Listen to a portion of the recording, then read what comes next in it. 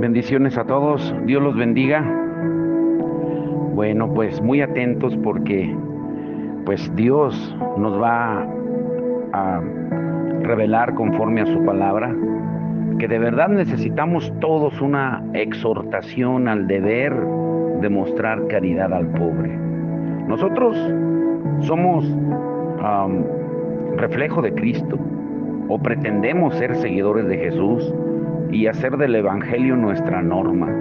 Tenemos Biblias en nuestras casas, no nos comportamos, o mejor dicho, no nos comportemos en cuanto a este deber como si nunca hubiéramos visto una Biblia, como si fuéramos ignorantes de lo que significa el cristianismo y no supiéramos qué tipo de religión es. Ahora, ¿qué significaría pretender ser cristiano y al mismo tiempo vivir siendo negligentes de aquellas normas de cristiandad en la que más se insiste en la palabra de Dios? Hoy veremos varias cosas que necesitamos considerar para exhortarnos al deber de mostrar caridad al pobre. El título es precisamente ese: misericordia quiero, no sacrificio.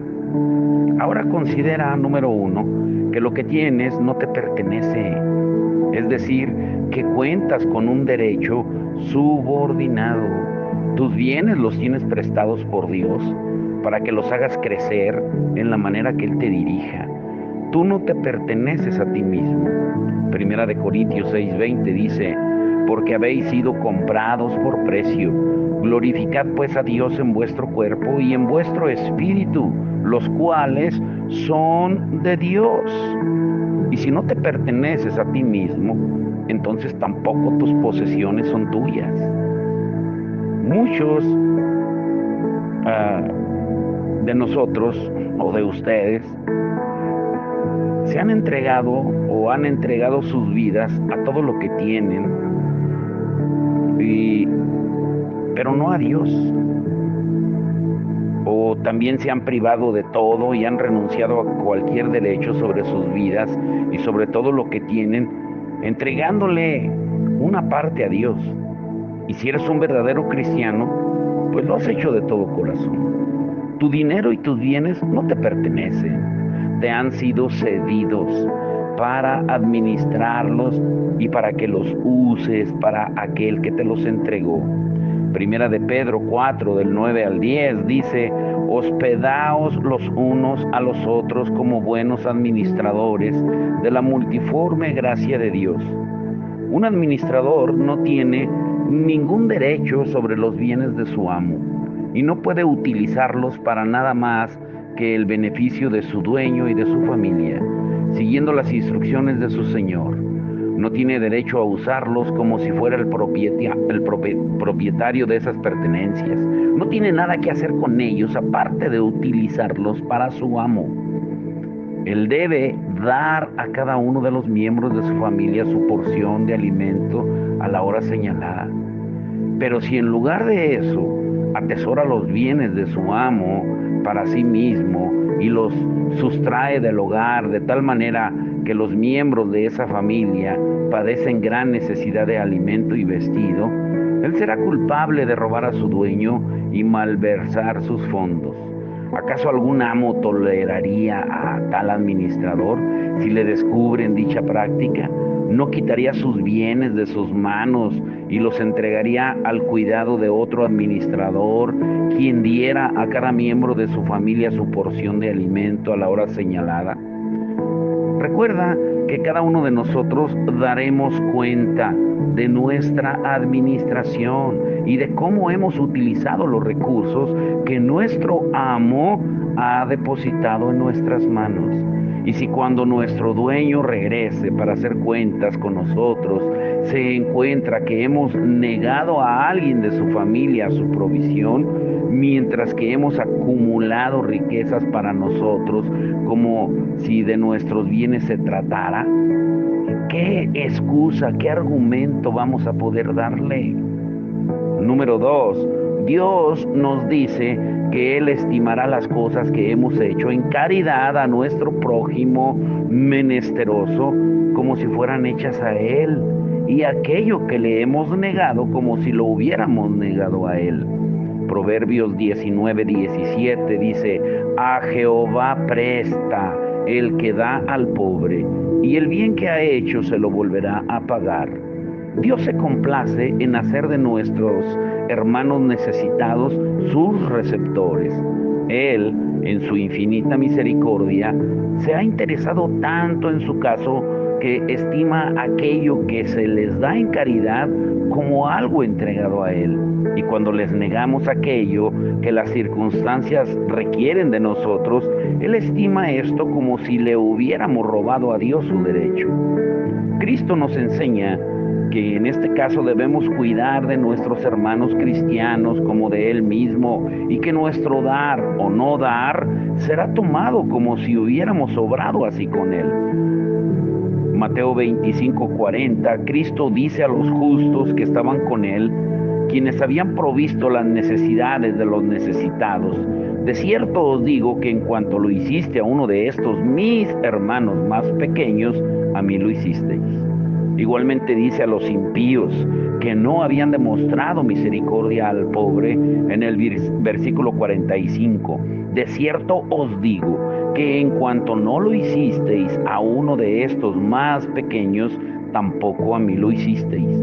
Ahora, ¿qué palabras pueden ser usadas para describir con más fuerza la obligación hacia este deber que el hecho de que Jesucristo aprecie nuestro trato bueno y generoso, o malo y egoísta hacia nuestros hermanos necesitados, como si se lo hiciéramos a Él?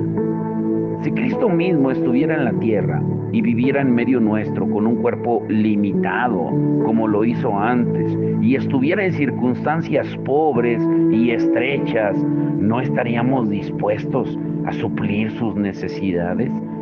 ¿Seríamos capaces de inventar excusas para no ayudarlo? ¿No deberíamos estar dispuestos a satisfacer su necesidad para que Él salga de su angustiosa pobreza? Y si hiciéramos lo contrario, ¿acaso no acarrearíamos una culpa inmensa sobre nosotros? ¿No sería nuestra conducta una ofensa muy grande para Dios, y con justa razón? Y escucha muy bien esto: Cristo estuvo aquí en la tierra en un cuerpo limitado, vivió de la caridad, por si no lo sabías, y fue sustentado por ella. En Lucas 8, del 2 al 3 dice: y algunas mujeres que habían sido sanadas de espíritus malos y de enfermedades, María, que se llamaba Magdalena, de la que habían salido 7 demonios, Juana, mujer de Chuza, intendente de Herodes, y Susana, y otras muchas que le servían de sus bienes. De tal manera que Él todavía, por medio de muchos de sus seguidores, necesita la caridad de otros. ¿Te das cuenta de esto? Número 3, considera que existe una obligación absoluta por nuestra parte a cumplir con los deberes difíciles de la religión. Donar al pobre de la manera y medida que prescribe el Evangelio es un deber, porque va en contra de la naturaleza corrupta, de esa codicia, de ese egoísmo del que está lleno el avaro corazón humano. La humanidad está gobernada de manera natural únicamente por el principio del amor a uno mismo. Y es una dura labor para la naturaleza corrupta que los hombres se nieguen a sí mismos de un bien que en el presente estén confiando de que Dios les va a recompensar en el futuro. Pero cuán a menudo Cristo nos enseñó la necesidad de llevar a cabo esas tareas difíciles de la religión, si realmente somos sus discípulos. Nos enseñó que debemos vender todo, tomar la cruz diariamente, negarnos a nosotros mismos, renunciar a nuestras ganancias e intereses terrenales. Y si este deber parece difícil para ti, pues no uses esto como excusa para no hacerlo. Tienes una noción muy equivocada de las cosas si esperas ir al cielo sin hacer tareas pesadas, si esperas encontrar otro camino que no sea el angosto que te lleve a la vida eterna. Número 4. La Escritura nos enseña que este deber en particular es necesario principalmente, en primer lugar, porque la Escritura nos enseña que Dios tratará con nosotros como nosotros hayamos tratado a nuestros semejantes con respecto a esto, y que con la vara con la que midamos a otros, seremos medidos nosotros. La Escritura lo afirma en ambos sentidos. Asegura que si mostramos un espíritu misericordioso, Dios será misericordioso con nosotros. Mateo 5:7 dice: bienaventurados los misericordiosos, porque ellos alcanzarán misericordia. Salmo 18:25 dice: con el misericordioso demostrarán misericordioso y recto para con el buen hombre íntegro. Por otro lado, se nos dice que si no somos misericordiosos, Dios no lo será con nosotros, y que toda nuestra fe y obras de conversión fingidas no valdrán para obtener misericordia, a menos que seamos misericordiosos con los que padecen necesidad. Santiago 2:13 al 16 dice: porque juicio sin misericordia se hará con aquel que no hiciere misericordia, y la misericordia triunfa sobre el juicio. Hermanos míos, ¿de qué aprovechará si alguno dice que tiene fe y no tiene obras? ¿Podrá la fe salvarle? Y si un hermano o una hermana están desnudos y tienen necesidad del mantenimiento de cada día, y alguno de vosotros les dice: id en paz, calentaos y saciaos, pero no le da las cosas que son necesarias para el cuerpo, ¿de qué aprovecha? En segundo lugar, este deber se menciona varias veces en la Escritura como una parte esencial del carácter de un hombre piadoso. Salmo 37:21 dice: el justo tiene misericordia y da. Y de nuevo en el verso 26, en todo tiempo tiene misericordia y presta. El Salmo 112, verso 5, el hombre de bien tiene misericordia y presta. Y el versículo 9 dice: reparte, da a los pobres.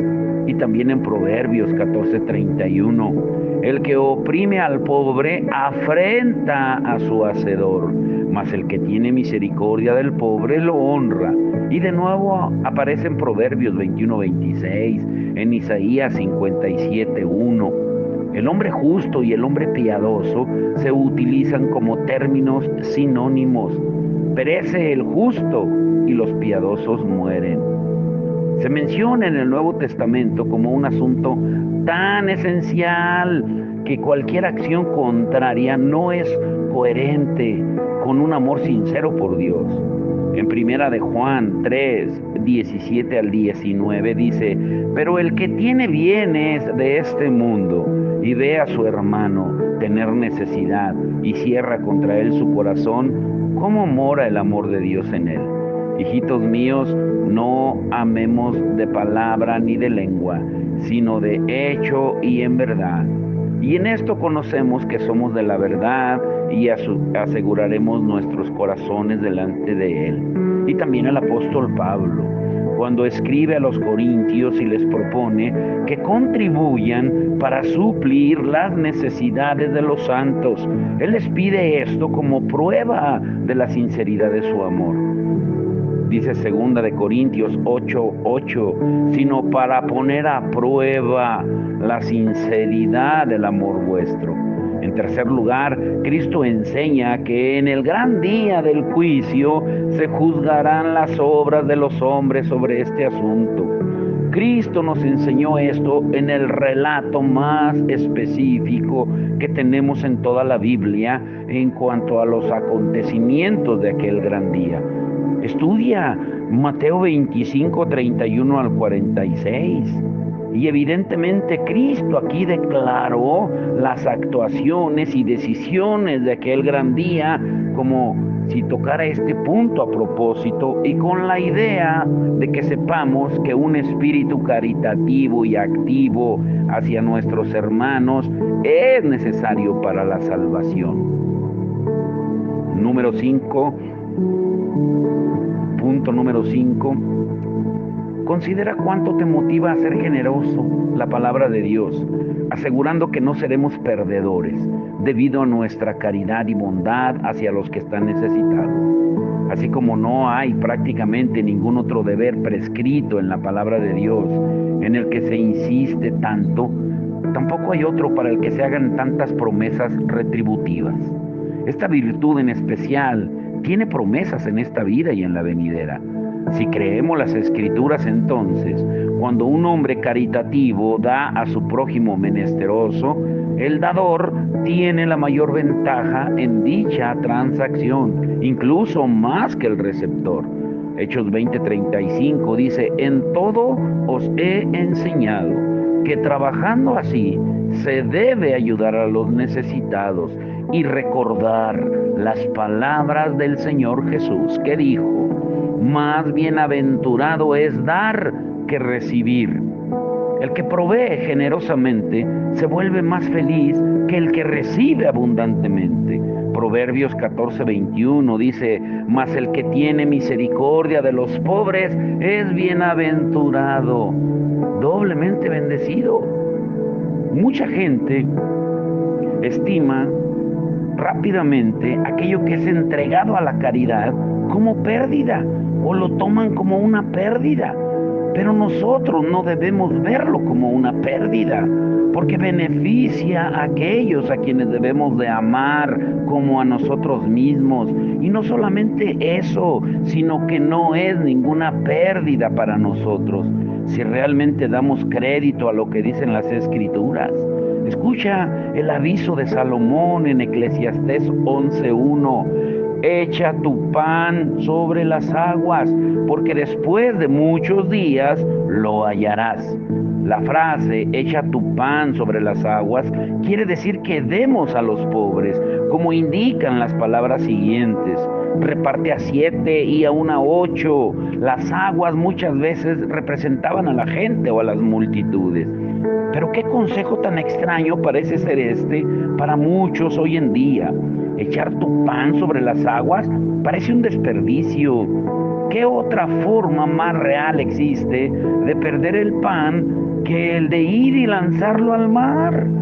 Pero el rey más sabio nos dice: no es una pérdida, lo hallarás después de muchos días, no se hundirá, sino que lo has entregado a la providencia, lo has dejado en pos de los vientos y de las olas.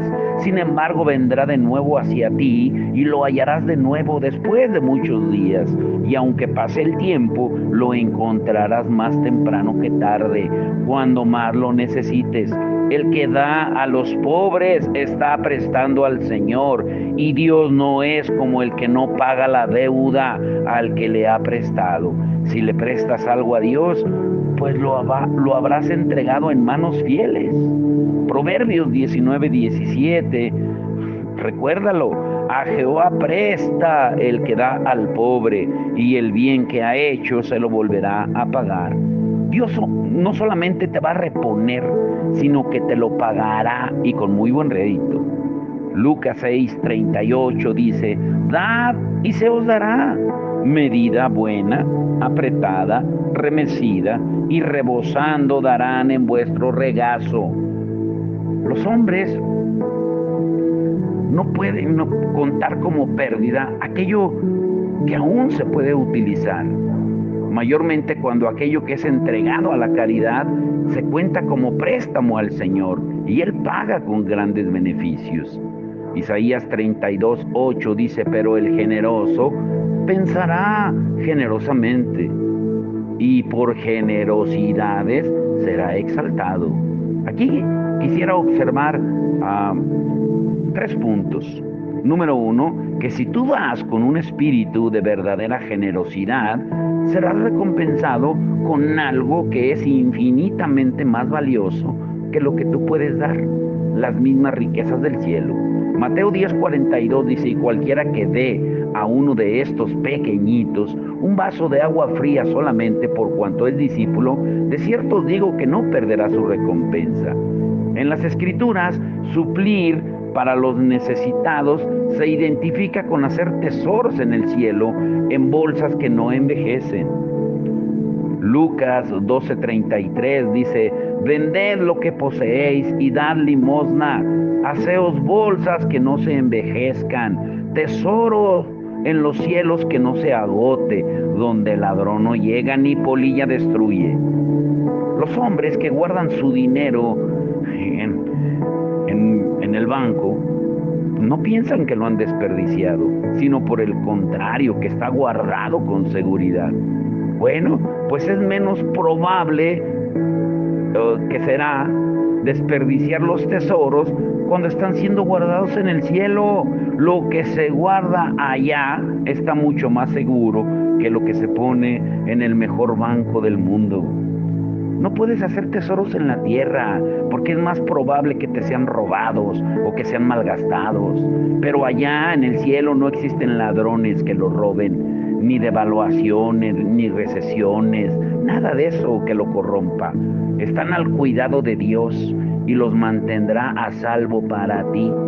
Y cuando mueras, los recibirás con intereses infinitos, en lugar de recibir solo una parte de tus bienes terrenales regalados, recibirás riquezas celestiales por las que podrás vivir con tu máximo potencial, con honor y felicidad por toda la eternidad, sin tener necesidad de nada, después de saciarse con tu pan. Aquellos que no pueden pagarte, tú serás recompensado en la resurrección y comerás pan en el reino de Dios.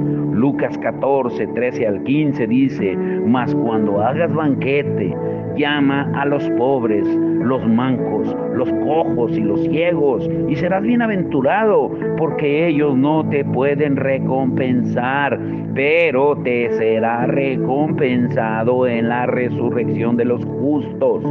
Oyendo esto, uno de los que estaban sentados con él a la mesa le dijo: bienaventurado el que coma pan en el reino de Dios.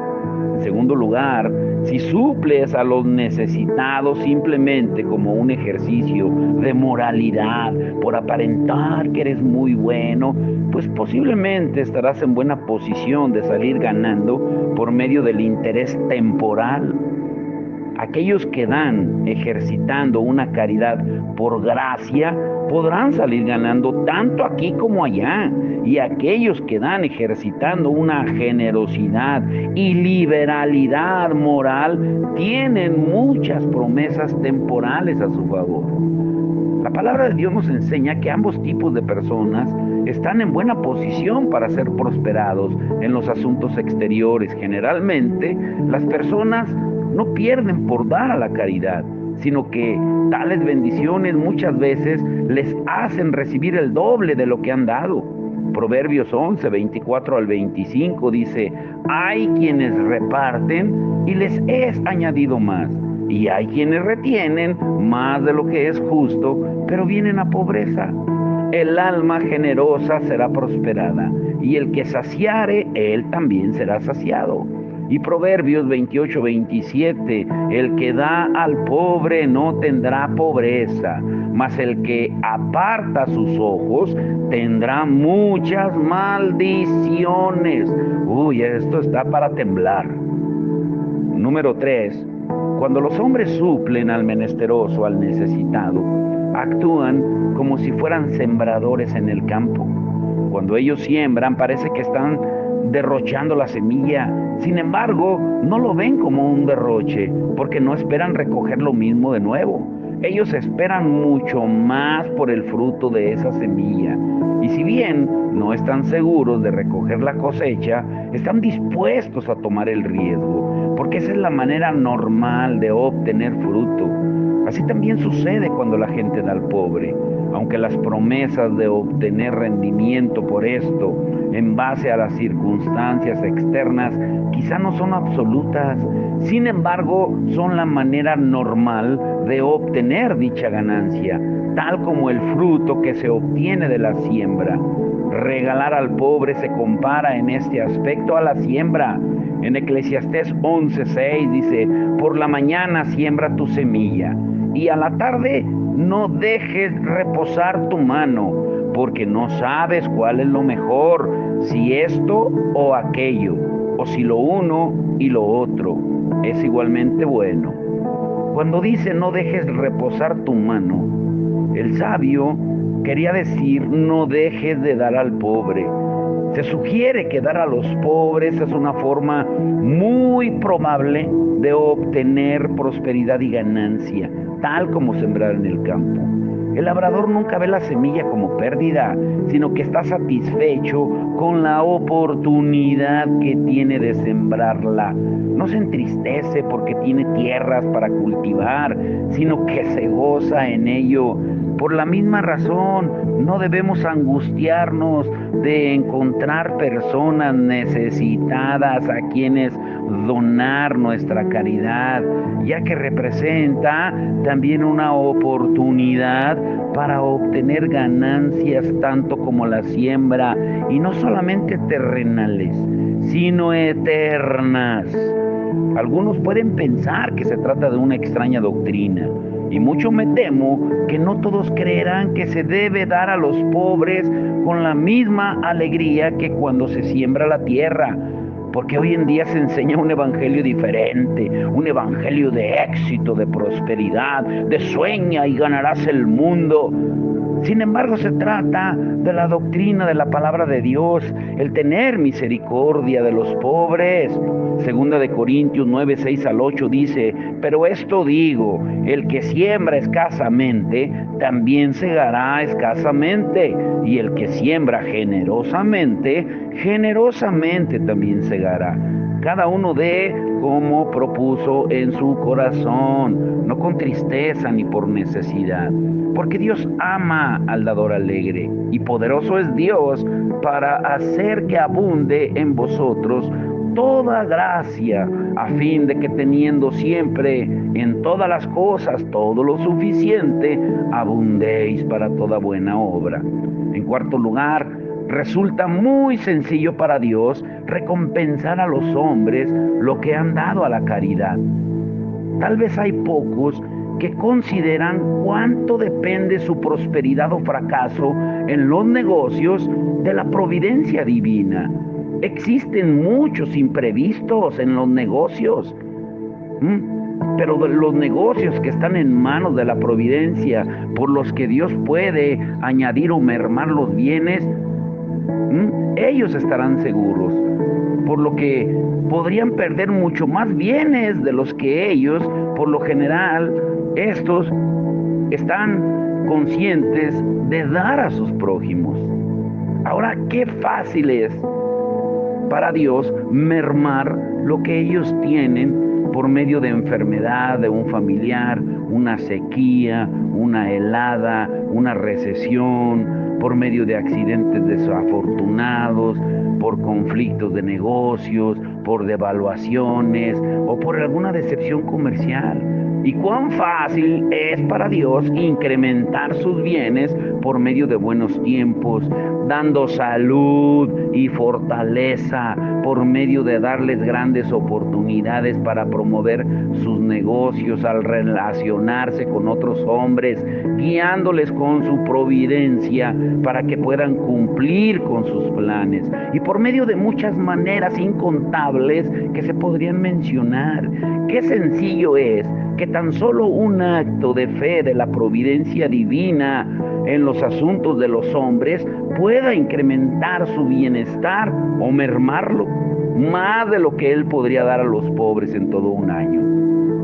En quinto lugar, Dios nos ha dicho que esta es la manera de obtener su bendición en nuestros negocios. Dice Deuteronomio 15:10, sin falta le darás, y no serás de mezquino corazón cuando le des, porque por ello te bendecirá Jehová tu Dios en todos tus hechos y en todo lo que emprendas. Y en Proverbios 22:9, el ojo misericordioso será bendito, porque dio de su pan al indigente. Es una evidencia sobresaliente de lo poco que la gente comprende las cosas que Dios habla, sea quien sea, de lo poco que la gente entiende que la Escritura es la palabra de Dios.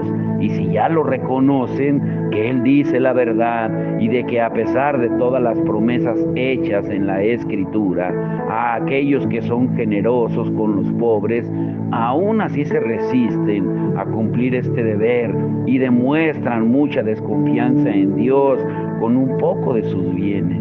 La experiencia puede confirmar aquello que la palabra de Dios enseña con respecto a esto. Dios en su providencia por lo general sonríe y hace prosperar a los hombres que muestran un espíritu generoso, caritativo y abundante.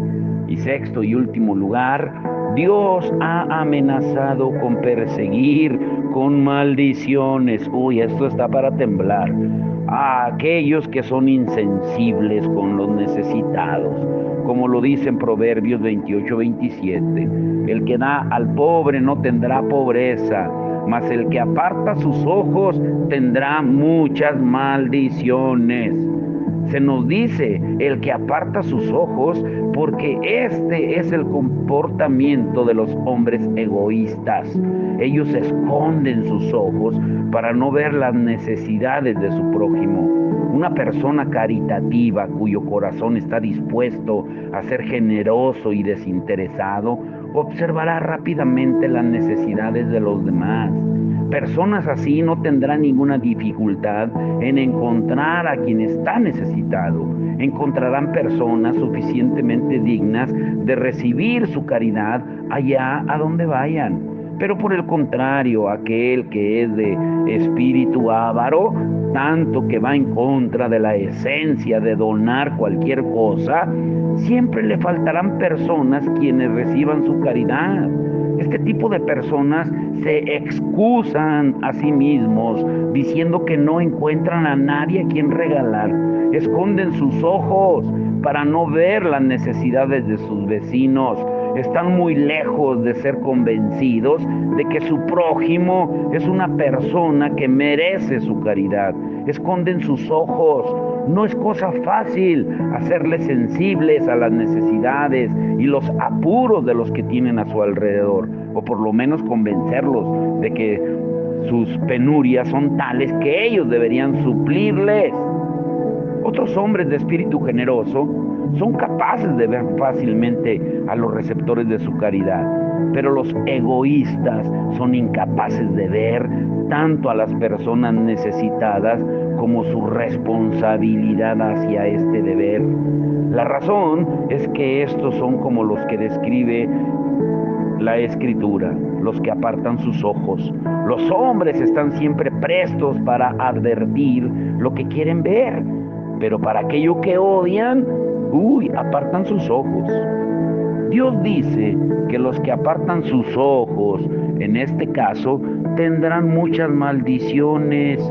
Tal persona se ha ganado el ser maldecido en alma y cuerpo, tanto en sus negocios espirituales como en los temporales. Hemos dejado muy claro cómo aquellos que son caritativos hacia los pobres se han ganado el recibir bendición. Existen muchas promesas de bendición divina para estimarlas como la manera de ser bendecidos en nuestros intereses terrenales, tal como sembrar la semilla en el campo, es la manera de obtener ganancia. Ser duro y egoísta es la manera en que vamos a tener maldición, así como ser caritativo es la manera de recibir bendición. Retener más de lo necesario lleva a la pobreza, tanto como para repartir lleva a la ganancia, como dice Proverbios 11:24.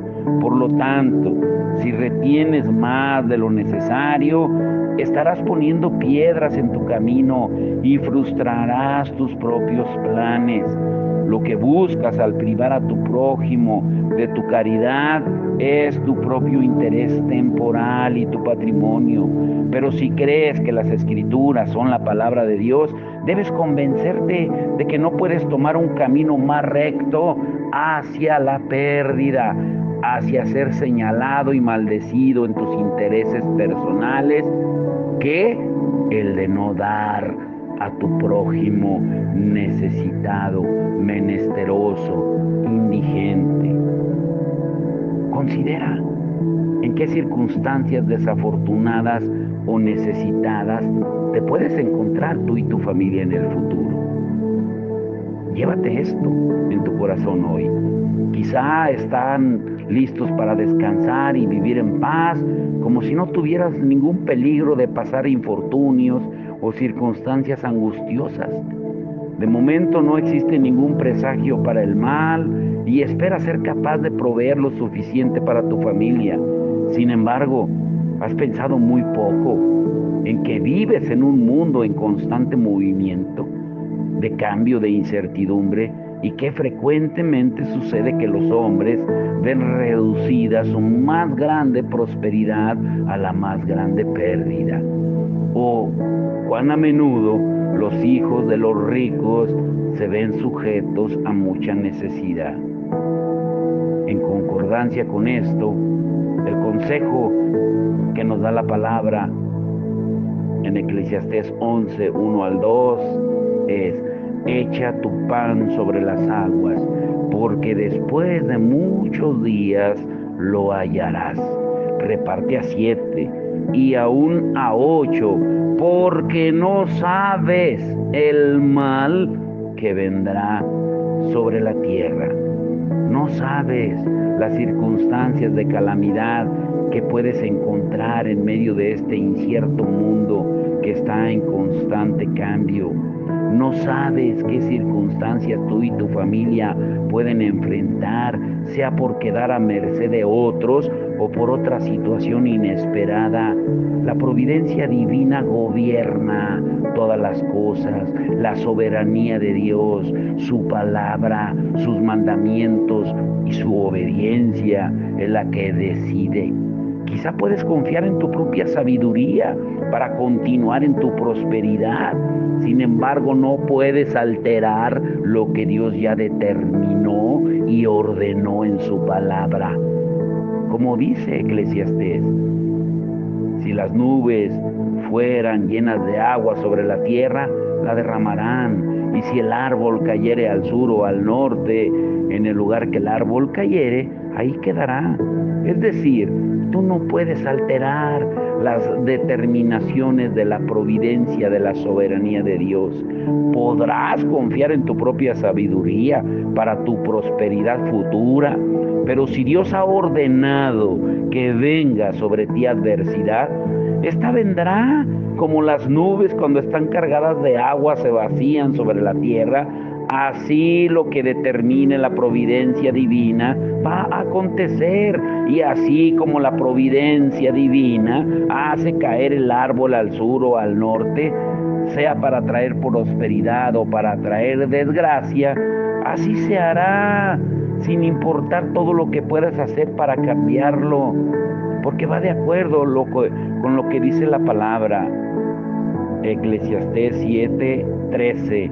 Mira la obra de Dios, porque ¿quién podrá enderezar lo que Él torció? Medita en la palabra de hoy. Padre, en el nombre de Jesús, te damos gracias por tu amor, tu misericordia. Tú eres claro, Señor. Misericordia quiero y no sacrificio. Tú lo dijiste, lo proclamaste a los religiosos, a los fariseos, a los publicanos, a todos aquellos que se sentían religiosos, de cumplir los mandatos, de estar en el templo ofreciéndote sacrificios, de cumplir hasta la más mínima ordenanza. Pero tú, Señor, los confrontaste. Misericordia quiero y no sacrificio, porque se olvidan de lo principal, de la misericordia, de la caridad al pobre, de el mostrar la compasión. Señor, hoy, durante estos días, ábrenos los ojos, porque es una parte del Evangelio, como ayer lo estudiamos, que hemos olvidado, Señor. Es una realidad. Las iglesias están llenas, mega iglesias, creciendo en miembros, pero menguando en discípulos. porque no hay entendimiento de tu palabra, no hay entendimiento de tu misericordia. ¿Quién quiere salir al campo? ¿Quién quiere apoyar el campo misionero? ¿Quién quiere sembrar la semilla, echar su pan sobre las aguas para que se alcance a mucha gente con tu palabra, Señor? Necesitamos un despertar en el cuerpo, que es tu cuerpo, Señor, pero lo hemos tenido entumido con tantos ministerios, con tantas ordenanzas de hombres, con tantos mandatos de hombres, con tantos dogmas de hombres, encerrados en cuatro paredes solamente, pero sin salir afuera. Es tiempo de despertar y en realidad volver a redescubrir el tesoro del Evangelio, descubrir, Señor, lo que tú nos muestras en tu palabra, porque tú viniste a eso, a mostrarnos el amor, la misericordia, la compasión, pero también la ira del Padre cuando no cumplimos lo que tú ordenas. Y cuando no lo hacemos, aquellos necesitados, aquellos que necesitan de tu amor y de tu misericordia, te estamos ignorando a ti, porque tú eres muy claro. Por cuanto lo hacemos a uno de esos pequeños, a ti lo hacemos, Señor. Señor, y hoy queremos demostrarlo. Hoy, en este día que nos da la oportunidad, que hoy por la tarde en el hospital de Valle de Santiago, tú despiertes el corazón de los siervos, de las siervas, de los siervos inútiles que somos, Señor, como dice tu palabra en Lucas 17:10, porque siervos inútiles somos, porque lo que deberíamos hacer, solo eso hicimos. Y que vayamos, que nos unamos para mostrar tu compasión y tu misericordia, junto con todos los hermanos, orando por la gente, orando por los que están enfermos internos ahí en el hospital, orando por todos los que están sufriendo en silencio sus penas, sus carencias, Señor. A mí me impactó esta última vez que fuimos, aquella mujer que decía que no tenía nada, y que se había quemado su chocita donde vivía, Señor. Es tiempo de mostrar el amor, la compasión, la misericordia, y que no solamente llevemos tu palabra, que llevemos tu palabra y algo más. Es tiempo, Señor, que cada uno desde la posición donde tú nos has colocado, despertemos y nos demos cuenta. Unos siembran, otros riegan, pero la gloria siempre será tuya, Señor. Te damos todo el honor y que tú te glorifiques, que exaltes con poder tu nombre, que tu Espíritu Santo, Señor, obre maravillas en el nombre tuyo, dándote gloria, porque para eso vino el Espíritu Santo, como tú lo dijiste en San Juan 16:14, para glorificarte a ti. Y para eso estamos en este mundo, para glorificarte a ti. Por eso, Señor, volvemos a repetir las palabras del apóstol Pablo y hacerlas nuestras.